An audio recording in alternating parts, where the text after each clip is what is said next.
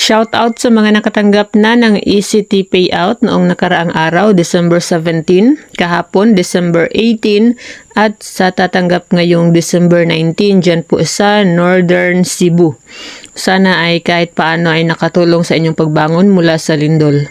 Yes po, para sa hindi pa updated, ang ECT Batch 5 payout po ay para sa lindol victims sa Northern Cebu at hindi po ito para sa mga biktima ng bagyo.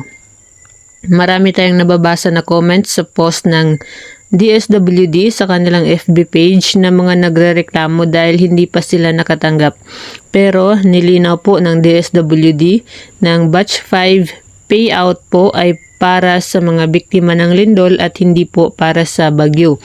Para naman po sa hindi nakatanggap, ngunit nasa listahan ng ECT Payout Batch 5, huwag mag-alala dahil may ibang mga lugar po na partial pa lang nang nasa listahan ang kasali sa Batch 5. Katulad ng sa amin sa Bantayan Island, marami pong post-update ang aming mayor na nagpapaalala na may ibang barangay po na hindi lahat ng nasa listahan ay mabibigyan sa Batch 5. At ito ay hindi po kontrolado ng ating mayor, dahil ang DSWD po mismo ang nagdidesisyon ng payout.